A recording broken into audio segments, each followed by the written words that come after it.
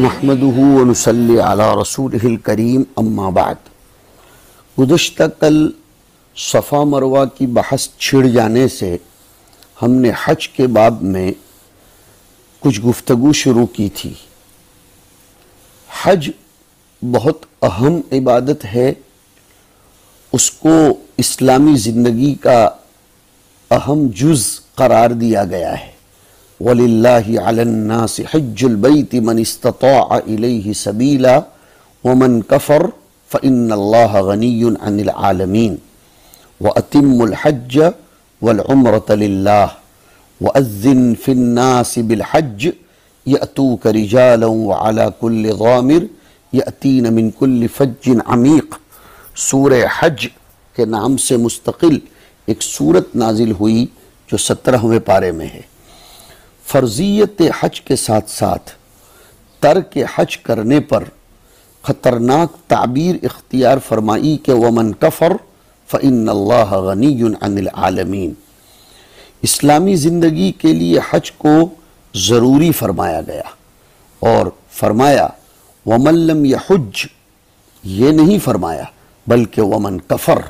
یہ تو دیکھو، وَمَن لَمْ يَحُجَّ فَإِنَّ اللَّهَ غَنِيٌّ عَنِ الْعَالَمِينَ کہہ سکتے تھے، لیکن ترک حج کے لیے وَمَن كَفَرَ فرمایا کہ استطاعت کے باوجود حج نہ کرنا یہ اسلامی فعل سے متضاد ہے، مومنانہ فعل نہیں، کافرانہ عمل ہے۔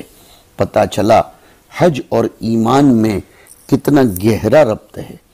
حضرت ابو امامہ مسند احمد کی روایت میں نقل کرتے ہیں کہ جو مسلمان مر جائے اور بغیر عذر کے حج ترک کر دے تو وہ یہودی یا نصرانی کی موت مرتا ہے۔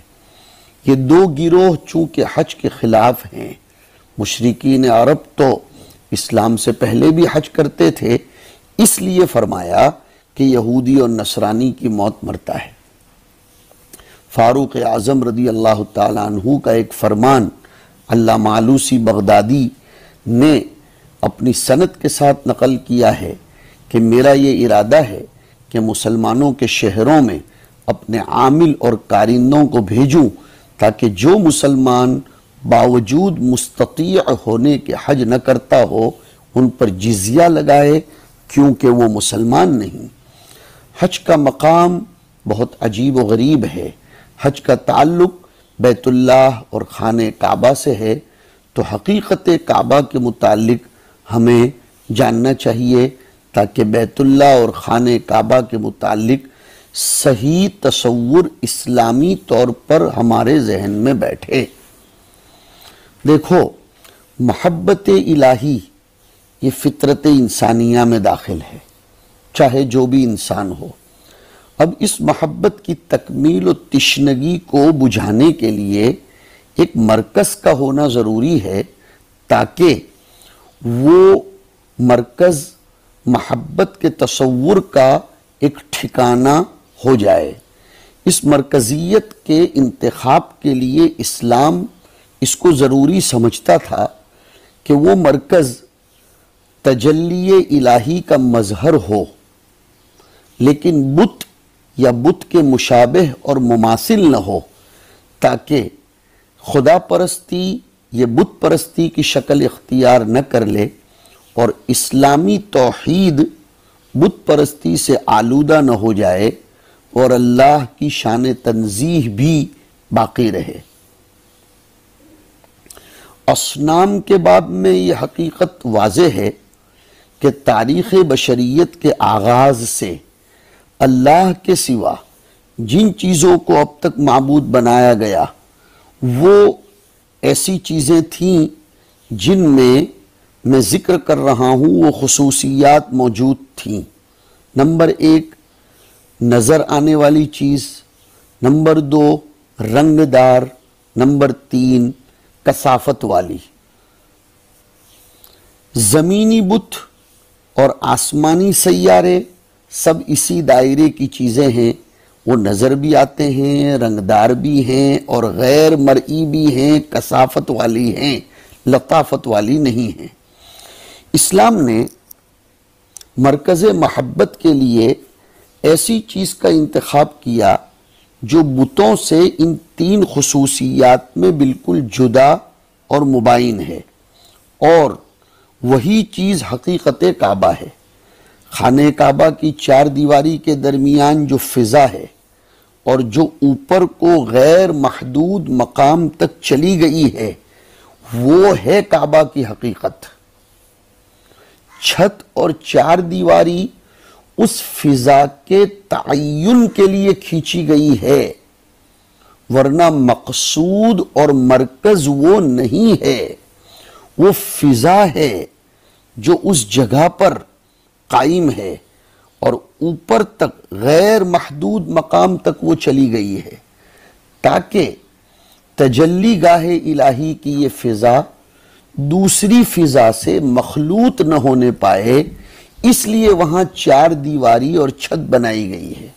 یہی وجہ ہے کہ اسلامی دور میں عبداللہ ابن زبیر نے تعمیر کعبہ کے سلسلے میں پرانی دیواریں اور چھت گرا دی، اثر نو خانہ کعبہ کو تعمیر کیا۔ اسی طرح اس کے بعد حجاج ابن یوسف نے عبد الملک ابن مروان کے حکم سے ابن زبیر کے بنائے ہوئے کعبہ کو گرایا، نئے سرے سے خانہ کعبہ کی تعمیر کی۔ ان دونوں واقعوں کے درمیان آپ کو معلوم ہونا چاہیے کہ چھت اور 4 دیواری باقی نہیں رہی، پھر بھی مسلمانوں نے رخ ادائیگی نماز کے لیے اسی کو بنا کر رکھا، قبلہ اسی کو جاری رکھا۔ نماز کو ملتوی کرنے کا کبھی اعلان نہیں ہوا۔ یہ دلیل ہے کہ عمارت مقصود نہیں ہے، عمارت گرا دینے کے باوجود حقیقی کعبہ تو باقی تھا، جو نام ہے فضائے کعبہ کا۔ اس کے علاوہ ہم ابو قبیس یا قصی قعان پہاڑ پر نماز پڑھ سکتے ہیں، جو خانہ کعبہ کی چھت سے بہت بلند ہے، بلکہ ہم سب جب ہوائی جہاز میں سفر کرتے ہیں، میلوں میلوں خانہ کعبہ کی چھت سے اوپر ہوتے ہیں، پھر بھی نماز پڑھتے ہیں، تو وہ پہاڑ اور ان پہاڑوں کی چوٹی پر جو نمازی ہو تو اس کے بالمقابل، اور اسی طرح ہوائی جہاز میں اڑنے والا، عمارت کعبہ اس کے سامنے نہیں ہوتی، کعبہ کی 4 دیواری اور چھت نیچے رہ جاتی ہے۔ اس کے علاوہ زمین گول ہے، لہذا دور علاقے کا اگر کوئی آدمی ہموار زمین پر بھی نماز پڑھ لے تو کعبہ کی عمارت سامنے نہیں ہوگی، لیکن کعبہ کی دیواروں کے درمیان گھری ہوئی فضا جو آسمانوں تک چلی گئی ہے، وہ تو ہر حال میں سامنے رہے گی، اور یہ فضا جو تجلی گاہ ربانی ہے وہی حقیقی کعبہ ہے۔ چھت کا ڈالنا بالائی تحدید کے لیے نہیں ہے، بلکہ اس لیے تاکہ دیواروں کی حفاظت ہو۔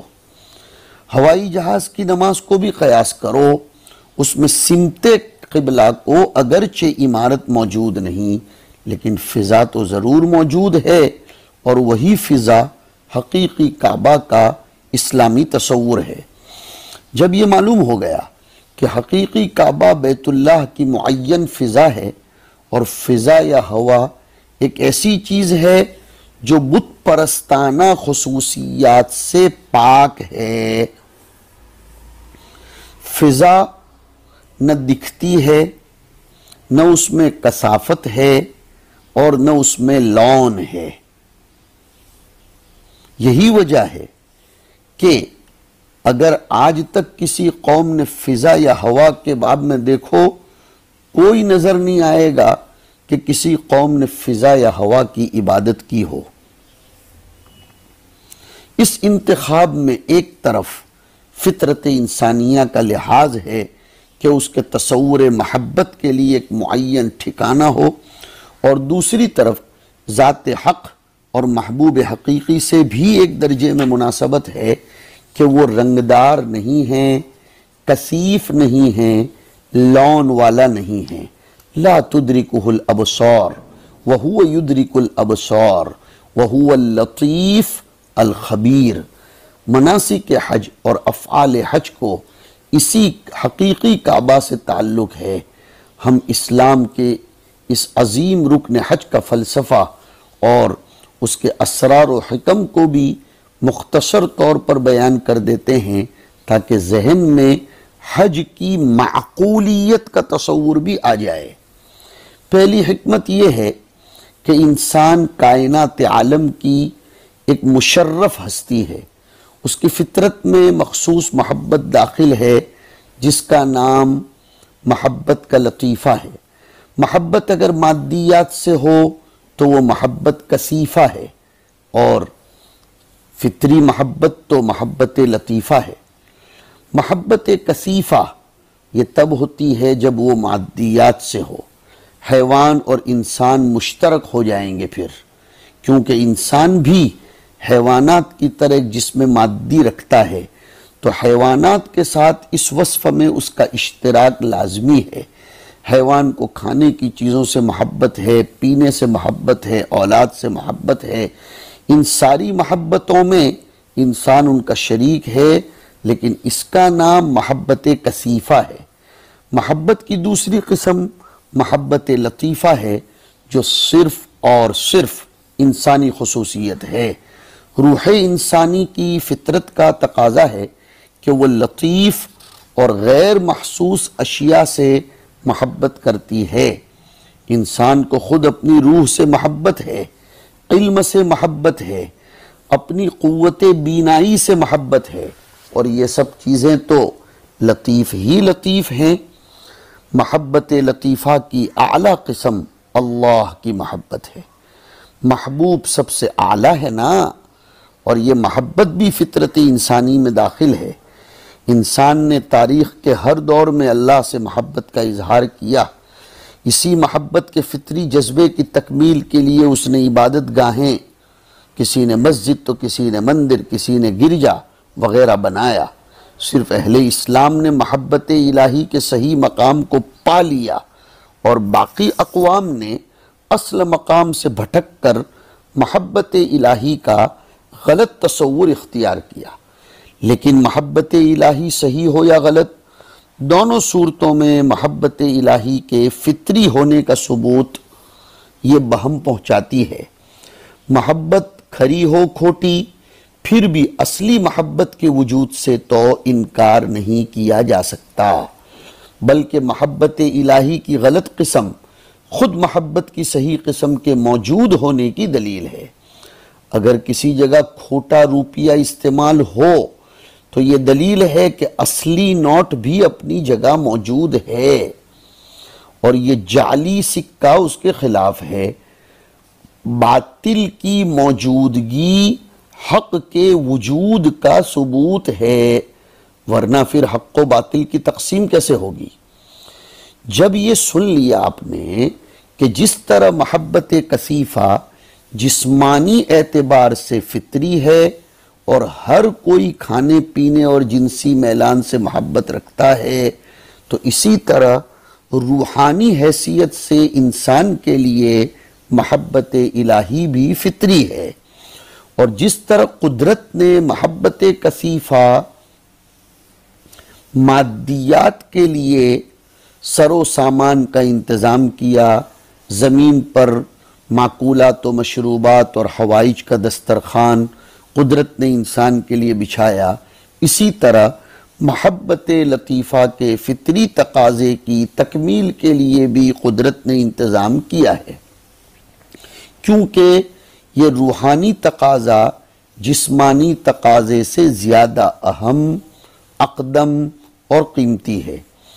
اللہ کے ساتھ ہر انسان کو محبت ہے، اگرچہ کچھ لوگ لادین اور دہریہ ہوں کہ ان کو خدا سے محبت نہ ہو، سرے سے وہ خدا کا انکار کرتے ہوں، تو اس سے محبت الہی کے فطری ہونے پر کوئی اثر نہیں پڑتا، اس لیے کہ ان کو روحانی مریض کہہ دیں گے۔ جیسے سائیکی ہوتا ہے انسان، ویسے یہ لوگ روحانی مریض، قلب و دماغ کے بگڑے ہوئے لوگ کہہ دیں گے۔ بعض مریضوں کو مرض ہونے کے سبب کھانے کا شوق باقی نہیں رہتا، نہ طبیعت میں غذا کی طرف میلان ہوتا ہے، تو اس سے ایسا تھوڑا سمجھا جائے گا کہ غذا یہ فطرت کی ضرورت نہیں ہے، بلکہ یہ سمجھا جاتا ہے کہ اس کا مزاج بدنی اعتدال پر نہیں، وہ مریض ہے۔ اسی طرح دہریہ اور لادین لوگوں کو روحانی اعتبار سے مریض کہیں گے جب وہ اپنے فطری تقاضا جو محبت الہی کا ہے اس سے وہ بیزار ہو، تو یہی سمجھنا پڑے گا کہ اس کا روحانی مزاج اعتدال سے ہٹا ہوا ہے، اس کی روح اور قلب اور دماغ یہ مریض ہے۔ محبت الہی میں چونکہ محبت مکانی اور زمانی ہے اور محبوب حقیقی غیر زمانی اور غیر مکانی ہے، اس کے علاوہ وہ محبوب حقیقی ماورائے تصور ہے، لہذا دونوں میں بہت زیادہ بعد اور عدم تناسب ہے۔ تو اب ضرورت ہوئی کہ شان تنزیہ اور کبریائی کو باقی رکھتے ہوئے مخلوقات باری میں کعبہ حقیقی یعنی فضائے بیت اللہ کو وہ اپنے انوار و تجلیات خاصہ کا مظہر بنا دے، تاکہ مکان و زمان کی نقاب میں آ کر وہ انوار و تجلیات انسان کے تصور محبت کے لیے تسکین کا سامان ہوں اور ارتباط محبت کے استحکام کا ذریعہ بنے۔ وہ مظہر تجلی تمام خصوصیات سے جو صنم میں پائی جاتی ہیں مبرہ ہو، اس مظہر تجلی الہی کے ساتھ جو محبانہ اور عاشقانہ عمل بطور عبادت وابستہ کیا جائے جیسے حج، اس کے تمام اعمال و مناسک بھی ایسے ہوں کہ وہ وحدہ لا شریک لہ ذات یعنی صاحب تجلی کے لیے ہوں، کعبہ اور تجلی گاہ کے لیے نہ ہوں، کیونکہ تجلی گاہ یعنی کعبہ تو خود مخلوق اور عبد ہے نہ کہ معبود۔ فاروق اعظم رضی اللہ تعالیٰ عنہ نے حجر اسود کو جو کعبہ کا مقدس ترین حصہ ہے مخاطب کر کے یہی تو بات ارشاد فرمائی تھی کہ واللہ انک لحجر لا تنفع ولا تضر لولا رأیت رسول اللہ صلی اللہ علیہ وسلم قبلک ما قبلتک۔ پتہ چلا کہ میرا عمل حضور کے عمل کی پیروی ہے، حضور کا عمل اس لیے نہیں تھا کہ خود حجر جو اسود ہے وہ محبوب ہو، بلکہ محبوب حقیقی کی محبت کی علامت ہے۔ یہی راز ہے کہ حج کے تمام اعمال میں جو مسلسل عمل ہے، غور سے سمجھو، وہ تلبیہ ہے، بار بار اس میں کہا جاتا ہے کہ لا شریک لک لبیک۔ یہی وہ الفاظ ہیں جن کو حاجی بار بار کہتا ہے، جن میں اللہ کی کبریائی کا بھی اعلان ہے۔ تمام حجاج تلبیہ کہہ کر بار بار یہ اعلان کرتے ہیں کہ ساری اطاعتیں، نعمتیں، حمد و اختیار صرف ذات رب العالمین کے لیے ہے، اس کا کوئی شریک نہیں۔ حج کے جتنے بھی اذکار ہیں اس میں اللہ کی عظمت اور توحید کا یہ ورد اور تکرار جاری رہتا ہے۔ ان میں ایک لفظ بھی خانہ کعبہ یا حجر اسود یا حج سے متعلق مقامات کی مدح و تعریف کے لیے نہیں ہیں، تاکہ غیر اللہ کی پرستش کا تھوڑا سا وہم بھی پیدا نہ ہو سکے۔ انسان کے ہر فطری جذبے کے جداگانہ تقاضے ہیں، ان تقاضوں کی تکمیل کا تعلق ایک خاص دائرہ عمل سے ہوتا ہے۔ ایک ریاضی کو جاننے والے کے جذبہ حساب دانی کی تکمیل مشکل سوالات کے حل کر دینے سے ہوتی ہے، موسیقی کے نغموں سے نہیں ہوتی۔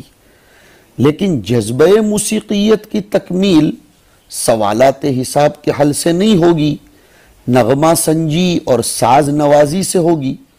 بس سمجھ لو، عشق الہی کے جذبے کی تکمیل کے تقاضے خستہ حالی، بے سر و سامانی، ترک عیش و طرب، خود رفتگی اور محبوب حقیقی میں محویت کے عاشقانہ حرکات اور والہانہ اداؤں سے پورے ہوں گے، جس کو کوچ عشق اور محبت جنون کے ناآشنایان سمجھ نہیں سکتے۔ کوئی اس کو جنون کہہ دیتا ہے تو کوئی اس کو بیکار کہہ دیتا ہے، کوئی اس پر اعتراض کر بیٹھتا ہے۔ تو ایک حکمت تو یہ تھی۔ حج کی دوسری حکمت مرکزیت ہے۔ مرکزیت بلاد اسلامیہ کی حیات دینی اور دنیاویہ کے لیے افراد ملت اسلامیہ کے مابین ربط و ضبط اور اتحاد بہت زیادہ ضروری ہے۔ عقائد و افکار و اعمال کی معنوی ربط اس وقت تک منضبط نہیں ہو سکتا جب تک کہ اس نامحسوس ربط و یگانگت کو محسوس قالب میں نہ ڈالا جائے اور ان سب کو ایک جیسے اعمال و حرکات و طرز لباس کے ساتھ ایک مرکزیت محسوسہ محبوبہ کے ساتھ وابستہ نہ کیا جائے۔ تنظیم ملت ایک مرکز محسوس کا تقاضا کرتی ہے کہ افراد ملت کے لیے اس کے ساتھ خصوصی عقیدت اور عشق ہو، اس کے ساتھ وابستگی کا ایک سالانہ بین الاقوامی مظاہرہ ہو تاکہ مرکز سے انضباط کا جذبہ کمزور نہ ہونے پائے اور مرکزی حکومت کا جوش قلوب و اذہان میں تابندہ، تازہ اور زندہ رہے۔ اس کے لیے فریضہ حج کے سالانہ اجتماع کی شکل میں انتظام کیا گیا تاکہ مرکزیت ملی کی عظمت و عقیدت سدا بہار رہے۔ اس کے علاوہ اس جذبے کی بقا و حیات کے لیے روزانہ کے اسلامی معمولات میں بھی حکیمانہ قوانین نافذ کیے گئے تاکہ تصور مرکزیت میں کہیں ضعف نہ آئے۔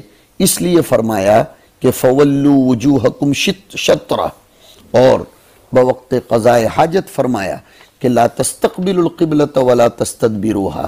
اس میں بھی مرکز ملی کے ادب اور عظمت کا حکم دیا گیا ہے۔ تیسری حکمت حج کی مساوات ہے جس کی نظیر کسی دین میں نہیں ملتی۔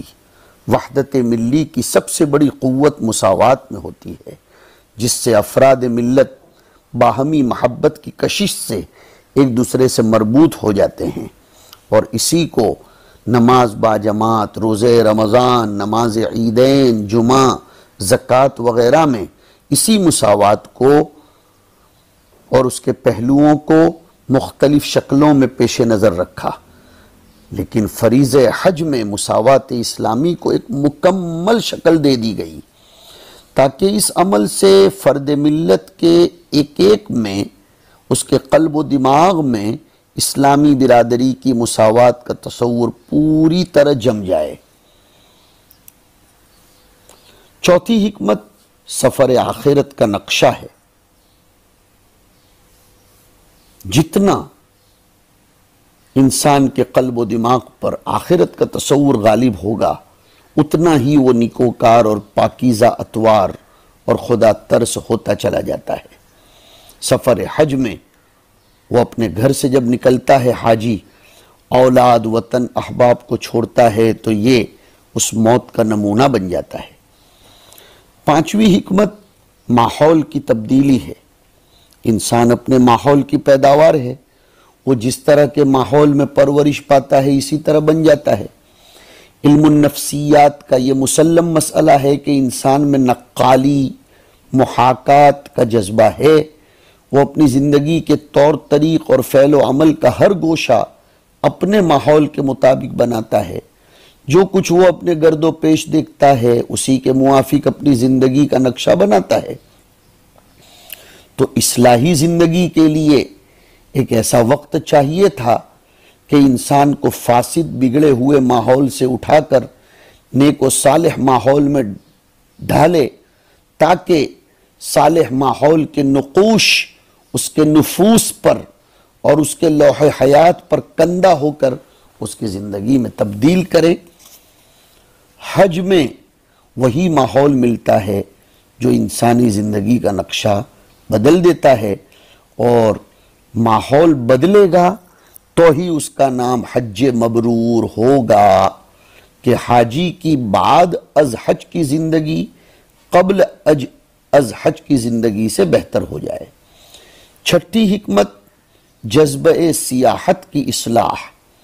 انسان کی فطرت میں سیاحت کا جذبہ موجود ہے، اس کو روکنا خلاف فطرت ہوگا۔ فسیحوا فی الارض کا اعلان ہے، تو اب اس کو سیاحت کے جذبے کی تکمیل کے لیے دو پہلو دیے، جہاد، بلکہ تین پہلو کہہ لو، علم، جہاد اور حج، تاکہ حاجی مقبول اور برگزیدہ انسانوں کی جماعت میں شامل ہو کر مقبولان بارگاہ الہی کے آثار قدیمہ کے شعائر اللہ کے مشاہدے سے لطف اندوز ہو، جس کی وجہ سے فکر و عمل کو صلاح و تقوی کی طرف موڑا جا سکے اور ان کے نمونے زندگی سے وہ اپنے جگہ پر آ کر صالح معاشرے کی تشکیل دے سکے۔ اور ساتویں حکمت جذبہ جہاد کی نشو و نما ہے۔ یہ دنیا ہے، یہ میدان کشمکش ہے۔ جو قوم اس جہان رزم و پیکار میں جس قدر زیادہ روح جہاد رکھتی ہو اور زیادہ سے زیادہ سامان جہاد سے آراستہ ہو، وہ سربلند کامیاب باعزم قوم ہوتی ہے۔ سر و سامان سے اگر وہ محروم ہو تو وہ حیوانات کی طرح محکوم غلام بن کر دوسری قوموں کی منشا کی تکمیل اور ان کی خوش عیشیوں کے لیے آلہ کار بن جاتی ہے۔ شرف انسانی کے بلندی سے گر کر قعر غلامی میں آ جاتی ہے۔ اس لیے اسلام نے زیادہ زور جہاد پر دیا اور فرمایا ذروۃ سنامہ الجہاد۔ تو حج بھی اس کے لیے نشو و نما کرنے کے لیے ایک زبردست عبادت ہے، اور حج کو جہاد بھی قرار دیا گیا ہے۔ جہاد میں اکثر بری و بحری تکلیفوں کو برداشت کرنا پڑتا ہے، راحت و آرام اور سامان عیش کو قربان کرنا پڑتا ہے، محبوب حقیقی کی رضا جوئی کے واحد مقصد کی طرف متوجہ ہونا پڑتا ہے۔ ان تمام چیزوں کی مشق کا سامان حج میں بھی پوری طرح موجود ہے۔ رمی جمار، اس میں دشمن ملت سے نفرت و عداوت کا مظاہرہ ہے، جس سے دشمن کے ساتھ مقابلہ کرنے کی طاقت میں اضافہ ہوتا ہے۔ اور پھر جو دم تمتع و قران کی شکل میں قربانی ہے، اس میں حضرت خلیل کا نمونہ موجود ہے، جس کے ساتھ ملت اسلامیہ کی وابستگی ہے کہ ملت ابیکم ابراہیم۔